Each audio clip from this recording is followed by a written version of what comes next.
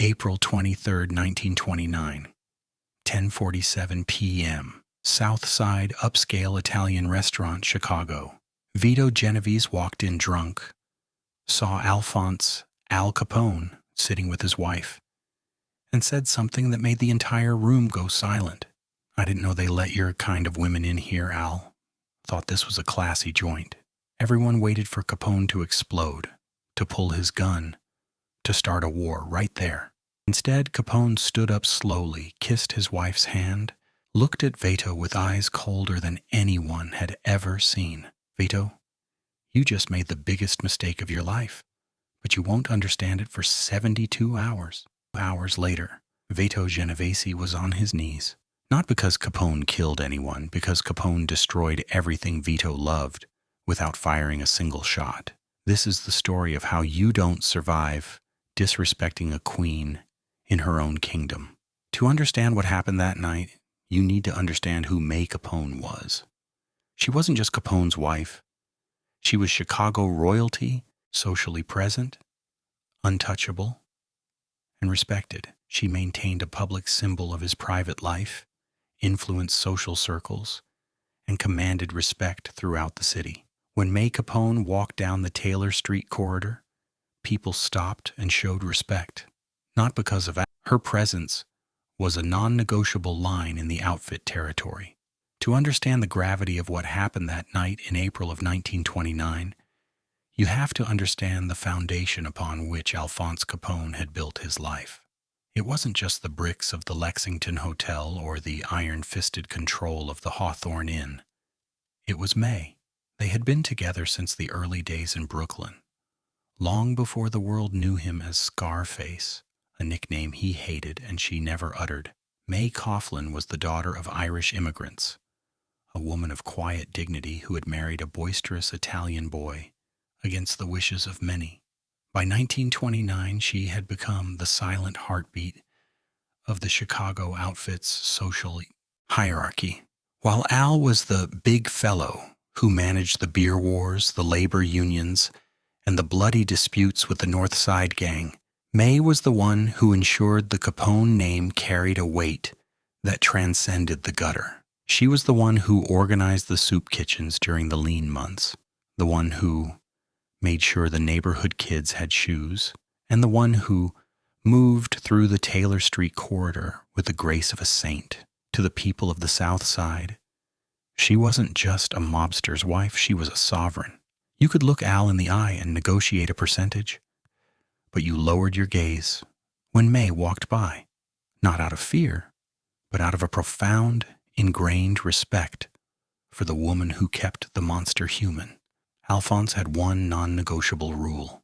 You could steal his trucks, and he'd find a way to make you pay it back. You could move on his territory, and he'd send Frank Nitti to have a conversation with you. But if you breathed a word against May, if you even looked at her with anything less than total reverence, you weren't just asking for a war. You were asking for an erasure. Then there was Vito. In the spring of 1929, Vito the Viper was a man who believed his own press clippings. He was 50 years old, a veteran of the old-school Sicilian ways, who felt that Capone's Americanized way of running things was making the outfit soft. Vito had spent the last year consolidating power in the shadows, moving heroin through the docks, and greasing the palms of the city's rising political stars. He felt like a king in waiting. On that particular Tuesday, Vito had been drinking heavy gin and even heavier ambition at a private club on the edge of Little Italy. He was celebrating a shipment that had just cleared the Great Lakes, a haul that he believed would give him the financial leverage to finally challenge Capone's dominance. By 10:30 p.m., Vito was insulated by a haze of alcohol and a false sense of invincibility. He turned to his associates, men who were just as drunk on his ego as he was, and suggested they head south. He wanted to see how the King of Chicago was spending his Tuesday night. He wanted to show his face in Capone's favorite haunts, to mark his territory like a stray dog. When they arrived at the upscale Italian restaurant on the South Side, The atmosphere was thick with the smell of slow-simmered marinara, expensive tobacco, and the smooth, rhythmic pulse of a jazz quartet in the corner. It was a place of business, but more importantly, it was a place of peace. Al and May were seated at their usual table, a round one in the back with a clear view of the entrance. Al was leaning in, listening to May recount a story about their son, Anthony. His face softened in a way that only she could achieve. He was a man at rest. The moment Vito staggered through the door, the temperature in the room seemed to drop 10 degrees. The waiter, a man who had seen everything from the Black Hand days to the current prohibition chaos, immediately stiffened. He knew Vito's reputation for being a loud-mouthed provocateur when the gin took hold. Vito didn't just walk. He swaggered, his eyes scanning the room until they landed on the big fellow.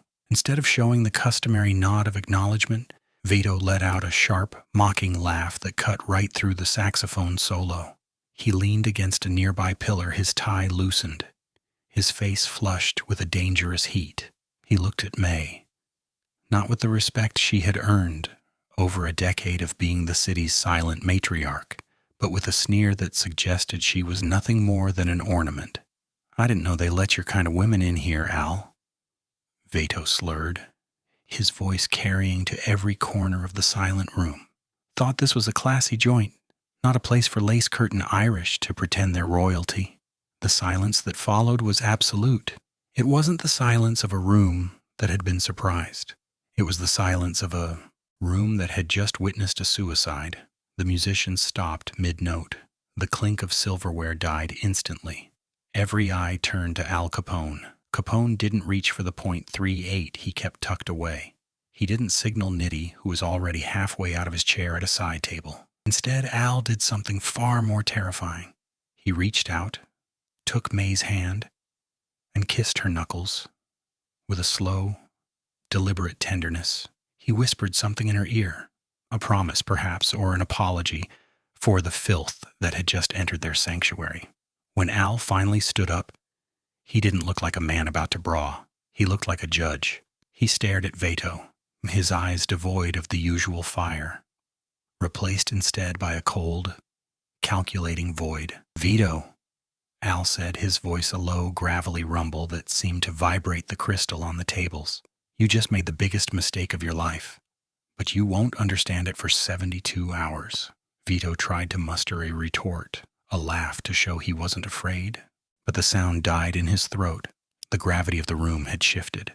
He realized, perhaps too late, that he hadn't just insulted a man, he had desecrated a temple. Al sat back down, turned his back to Vito, and gestured for the waiter to bring more wine as if the man didn't even exist. Vito was ushered out by his own panicked subordinates who knew better than he did that they were now walking ghosts. The clock had started, and in the world of Alphonse Capone, 72 hours was an eternity to dismantle a man's entire existence. The ride back to the Lexington Hotel was conducted in a silence so heavy it felt like it had its own physical weight. Al sat in the back of the armored Cadillac, his hand never leaving May's. He didn't look out the window at the flickering neon of the South Side or the shadows of the L tracks overhead. He looked only at their joined hands. May, for her part, remained the picture of composure. She didn't cry. She didn't ask Al what he was going to do. She knew. She had been with him since 1918, back when they were just two kids in Brooklyn trying to find a way out of the tenements. She had married him when he was a nobody, a bouncer with a quick temper and a jagged scar, and she had stayed by him as he carved a bloody path to the top of the Chicago skyline. By 1929, May Capone was more than a wife. She was the silent architect of the big fellow's humanity. While the papers screamed about the St. Valentine's Day massacre and the bootleg wars, the people of the Taylor Street corridor saw a woman who funded the local orphanages and ensured that no widow in the parish went without a Sunday roast. She was the one who had insisted Al buy the estate in Palm Island, Florida, a place where the air didn't smell like gunpowder and slaughterhouses. To Vito, She was a lace-curtain Irish girl playing at being a queen. To Al, she was the only reason he hadn't completely descended into the abyss. When they reached their suite at the Lexington, Al escorted her to the door of their bedroom. He kissed her forehead, a gesture of profound reverence that seemed at odds with the man who had just been publicly humiliated. "Go to sleep, May," Al said softly. "The world will look different in the morning." "Don't let the hate eat you, Alphonse," she replied, her voice steady. "He isn't worth the soul you'll lose to finish this." "It isn't about hate, May," Al whispered, his eyes cooling to the color of Lake Michigan in December. "It's about the order of things." As the door closed, the mask of the doting husband vanished. Al turned to find Frank Nitti standing by the wet bar, already pouring a glass of whiskey. Nitti, the man they called the enforcer, didn't need to be told what was happening. He had seen the look on Al's face at the restaurant. He had already signaled the boys. "Guzik is on his way," Nitti said, his voice like dry leaves skittering across pavement. "And Sal Moretti is holding the perimeter at Vito's club. We can take him tonight, Al. One word and he doesn't see the sunrise." Al walked over to the desk, lighting a fat Havana cigar. The smoke curled around his head like a crown of gray thorns. "No, Frank. Vito wants a war. He thinks this is about pride. He thinks he can hide behind the old-school mustache Pete's and the heroin money he's been tucking away. If we kill him tonight, he becomes a martyr for the guys who think I've gone soft. No, we aren't going to kill him. Not yet." The door opened and Jake Guzik stepped in. Known as Greasy Thumb, Guzik was the outfit's legal mind and financial wizard, the man who knew where every nickel in Chicago was buried. He looked troubled, his brow furrowed behind thick spectacles. "Al, Vito's been moving fast," Guzik reported, laying a ledger on the desk. "He's got 3 docks on the Chicago River under his thumb, and he's been greasing the wheels with the 42nd Ward alderman. He thinks he's got enough leverage to split the outfit. He's been telling people you're too busy playing gentleman with May to notice the rot in the foundation." Al leaned back, the cigar glowing bright. He called her lace curtain. He looked at her like she was a streetwalker, Jake. "In my house, in my city." "I know, Al," Guzik said quietly. "But a frontal assault right now, it'll start a fire we might not be able to put out with the feds watching us this closely." "I'm not going to start a fire," Al said, a slow, predatory smile spreading across his face. "I'm going to drain the lake. Jake, I want every cent Vito has tied up in those docks seized. Call Meyer Klein. Tell him I want the shipments coming in tomorrow night diverted. Not stolen, diverted. I want Vito's buyers to show up to empty warehouses." Al turned back to Nitti. "Frank, I want Sal Moretti to find Vito's sister, the one who runs the bakery on Grand. I don't want her touched. I want her protected. I want 2 men outside her shop, 24 hours a day. When Vito asks why, tell him it's because his family is more important than he is. I want him to know that I can touch the people he loves whenever I want, but I choose to let them live because I'm the one who decides who breathes in this town." "And Vito himself?" Nitti asked. "Let him drink," Al said. "Let him celebrate. Let him tell his jokes. For the next 48 hours, I want him to feel like he's the king of Chicago. I want him to expand. I want him to borrow money. I want him to put everything he has on the line for the big shipment coming in on Friday." Al stood up and walked to the window, looking out over the sleeping city. "On the 3rd day, when he thinks he's won, when he's standing on the mountain, that's when we pull the mountain out from under him. I want him to lose his money, his reputation, and his territory before he even realizes he's dead. I want him to remember the look on May's face tonight every time he closes his eyes. He didn't just insult a woman, Frank. He insulted the peace, and there is no price high enough for that." Guzik nodded, already making notes. He knew the brilliance of the move. By protecting Vito's family, Al was showing the city he was the moral superior. By draining Vito's bank accounts, he was proving he was the strategic superior. By the time the final blow came, Vito would be a man without a country, a man who had been outplayed in the very game he thought he was winning. "One more thing," Al added, his voice dropping to a whisper. Find out who was at the table with him. Every man who laughed. I want their names. They don't get the 72-hour grace period. They chose their side the moment they opened their mouths. Nitti nodded, a cold glint in his eye. Consider it done, Al. As the men filtered out of the room, Al Capone remained at the window. He watched the first light of dawn begin to touch the surface of Lake Michigan. He thought of May, sleeping fitfully in the other room, and the quiet life she deserved.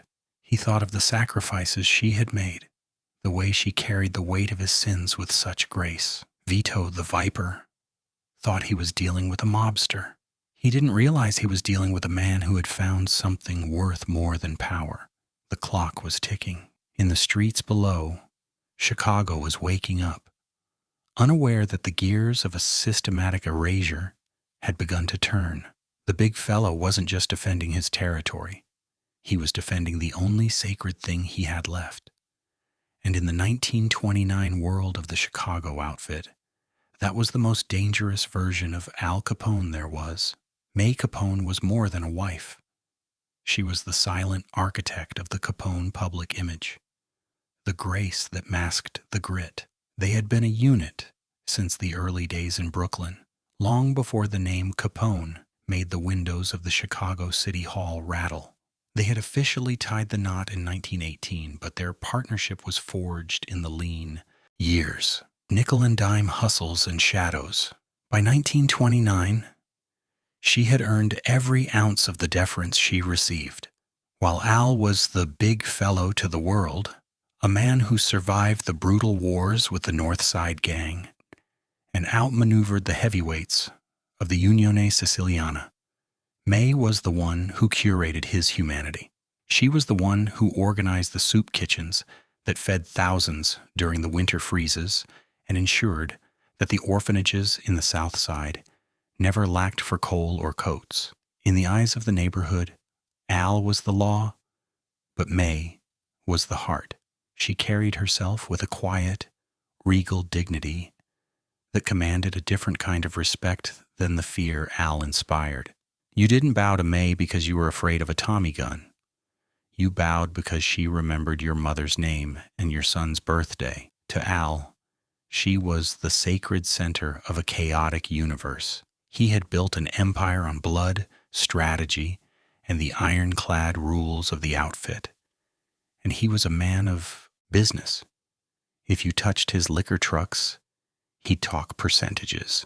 If you moved on his gambling dens, he'd fight a smart, calculated war.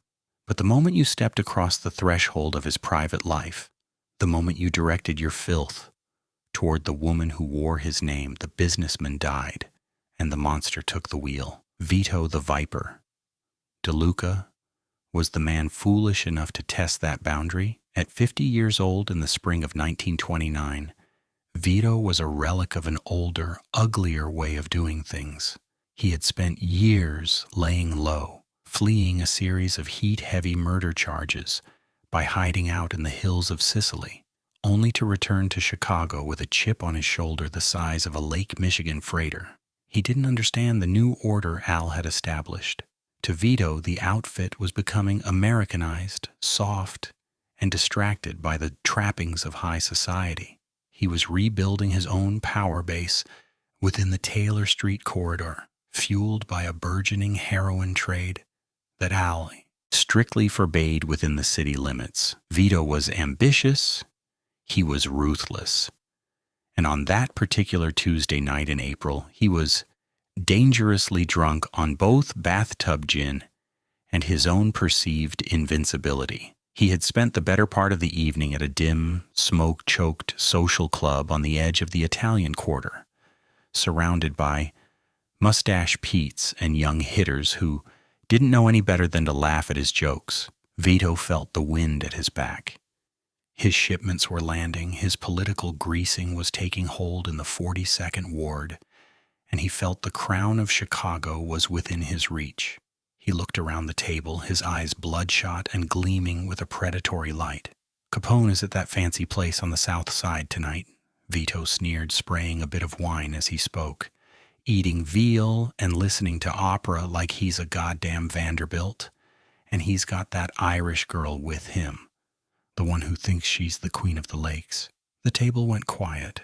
Even the most loyal of Veto's men knew that talking about May Capone was like playing with a live wire in a thunderstorm. But Veto, emboldened by the nodding heads of his sycophants, didn't stop.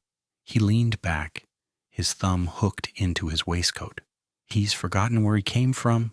He thinks because he wears a silk tie and his wife hosts charity galas, the rest of us are just going to roll over.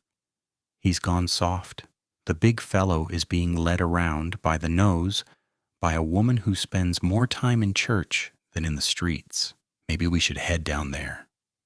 One of his younger associates, a hothead named Frankie, suggested with a nervous grin. Show them what a real South Side welcome looks like. Vito let out a bark of laughter that sounded like a saw hitting a knot in wood. Yeah, let's go see the royalty. I want to see if Al still remembers how to bleed, or if he's turned entirely into a lace-curtained gentleman. It was 10:30 p.m. when the decision was made. It wasn't a strategic move. It wasn't a hit. It was an act of pure, unadulterated hubris. Vito and 6 of his men had piled into 2 black Cadillacs, the engines roaring to life in the cool night air. They drove south, leaving the familiar safety of the Taylor Street corridor and heading toward the upscale Italian restaurant where Al and May were enjoying a rare night of peace. To Vito, this was a prank, a way to assert dominance, to show the world that Al Capone couldn't even protect a quiet dinner. He envisioned walking in, making a few choice comments, and watching the big fellow squirm in front of his wife. He thought he was playing a game of nerves. He didn't realize that the moment his tires touched the pavement of the South Side, he wasn't just entering another territory, he was entering a graveyard. He didn't understand that for Al Capone, May wasn't just a wife. She was the line between the man he was and the devil he was capable of becoming. And Vito the Viper was about to erase that line with a single drunken breath. The restaurant was a place of white linens, crystal glass, and the soft clinking of silver, a world away from the sawdust floors of Vito's social club. As the 2 Cadillacs pulled up to the curb, the air seemed to grow colder.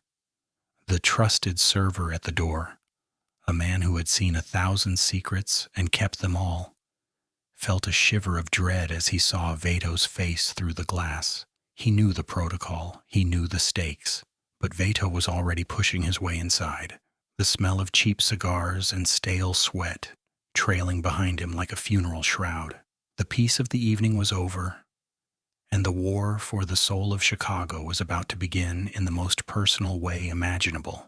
The heavy oak doors of the restaurant swung open with a violence that shattered the melodic hum of the room. Vito DeLuca didn't just walk in. He invaded. He was flanked by 6 men whose presence felt like a smudge of grease on a silk sheet. The trusted server, a man named Johnny, who had served the Capone family for years, stepped forward, his hands clasped low, his face a mask of professional neutrality that hid a surging panic. "Signore DeLuca," Gianni whispered, his voice steady despite the adrenaline. "This is a private evening. The big fellow is eating," Vito barked, pushing Gianni aside with a meaty palm. "And I'm hungry for a word with the King of Chicago." The restaurant went deathly quiet. At the center table, bathed in the amber glow of a crystal chandelier, Al Capone didn't move. He was mid-sentence, describing a new wing for the Mercy Hospital to May. He held a silver fork poised over a plate of osso buco. He didn't turn around. He didn't reach for the piece of hardware tucked into his shoulder holster. He simply went still, a predatory stillness that made the air in the room feel heavy as if the oxygen had suddenly been sucked out. May Capone, however, didn't flinch. She sat with her back straight, her pearls catching the light, her eyes fixed on her husband. She was the picture of grace, the silent architect of the image Al presented to the world. She knew the rules of this life better than anyone, and she knew that Vito DeLuca had just signed his own death warrant by simply breathing the same air as their dinner. Vito swaggered to the table, his boots clicking loudly on the polished marble. He leaned over, resting his grimy hands on the white linen tablecloth, inches from May's wine glass. He smelled of cheap gin and the dampness of the Taylor Street alleys. "Alphonse," Vito sneered, his voice loud enough for every terrified patron to hear. "You look comfortable, almost too comfortable. I hear you're spending a lot of time with the charities these days, feeding the poor, playing the saint. Is that the Irish girl's influence? Has she turned the baddest man in Chicago into a choir boy?" Al slowly set his fork down. The clink of silver against porcelain sounded like a gunshot into the silence. He turned his head just enough to look Vito in the eye. His expression wasn't one of anger. It was one of profound clinical observation, as if he were looking at a bug he was about to squash. "Vito," Al said, his voice a low, gravelly rumble. "You're standing in the light. You're bothering my wife. Those are two mistakes you can't afford to make in the same night." Vito laughed, a jagged, nervous sound. He looked at May, his eyes roaming with a deliberate, insulting slowness. "She's a pretty thing, Al. I can see why you'd want to keep her hidden away in that mansion. But maybe she's forgotten what it's like to be with a man who doesn't need a napkin to wipe his mouth every 5 minutes. Maybe she needs a reminder of what Taylor Street feels like." The insult hung in the air like poison. It wasn't just a challenge to Al's authority. It was a violation of the one thing Al held sacred. In that moment, the businessman, the negotiated percentages and then managed the outfit like a corporation, vanished. The monster took the wheel. Al didn't shout. He didn't even stand up. He looked over Vito's shoulder to where Frank Nitti stood near the bar, already moving with the silent efficiency of a shadow. "May, darling," Al said softly, his eyes never leaving Vito's. "The car is waiting. Gianni will walk you out. I have a brief matter of business to attend to with Mr. DeLuca." May rose, with a regal dignity that made Vito look like the street urchin he was.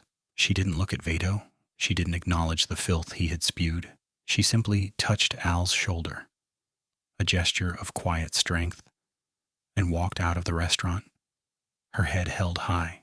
The room seemed to grow darker the moment she left. As soon as the door closed behind her, Al stood up. He was a head shorter than Vito, but he felt like a mountain. He leaned in close, his voice a whisper that carried the weight of a funeral shroud. "You thought this was a game, Vito.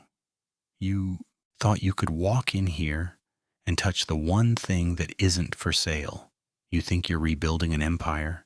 You're building a tomb. You won't do nothing here, Al," Vito stammered, his bravado finally beginning to crack as he realized Nitti and 3 other hitters had circled the table. "Not in front of all these people. You've got a reputation to keep." "You're right," Al said, a cold, terrifying smile spreading across his face. "I won't do anything here. I'm a man of my word, Vito. I'm going to let you walk out that door. I'm going to let you go back to Taylor Street. I want you to have tonight. I want you to go home and feel like the biggest man in the city." Al leaned in even closer, his breath hot against Vito's ear. "But starting tomorrow morning, the world you think you own is going to start disappearing. Every dime you have, every man who calls you boss, every door that opens for you, it's all going to vanish. By the time I'm done, you won't even have a name. You crossed the line, Vito. You talked about May. And for that, I'm not just going to kill you. I'm going to erase you." Al sat back down and picked up his wine glass. "Get him out of my sight," he commanded. Nitti and the others grabbed Vito and his men, dragging them toward the exit. Vito tried to shout, tried to reclaim his dignity, but he looked like a child being hauled off to bed. The restaurant returned to a forced, trembling normalcy, but the message had been sent. The retaliation began at dawn. It wasn't explosive, it was systematic. Jake Guzik, the greasy thumb and Capone's legal mastermind, spent the morning on the rotary phone. By noon, every bank account associated with Vito's heroin operation was frozen by clerical errors and sudden federal interest. Meyer Klein, the silent partner who supplied the outfit's hardware, received a single visit from Frank Nitti, By sunset, Vito's men found their weapon shipments replaced with crates of rusted scrap metal. The political grease that Vito had spent months applying to the 42nd Ward evaporated. The precinct captains who had once taken his envelopes suddenly couldn't remember his face. His hitters, sensing the change in the wind, began to disappear into the shadows of the south side, realizing that staying loyal to Vito meant certain death. In less than 48 hours, Vito the Viper DeLuca went from a rising kingpin to a ghost. He was a man without a country, without a crew, and without a prayer. He sat in his darkened social club, the same place where he had laughed at Al just nights before, watching the clock. He knew the end wasn't coming with a bang. It was coming with the cold, calculated precision of a man who understood that some things, some people, are truly untouchable. Alphonse Al Capone's wife is untouchable. His family is sacred, and if you forget that, you'll lose everything you love in 72 hours. Not through violence, through intelligence. If this story moved you, subscribe, drop a like if you understand that the smartest revenge isn't explosive, it's systematic.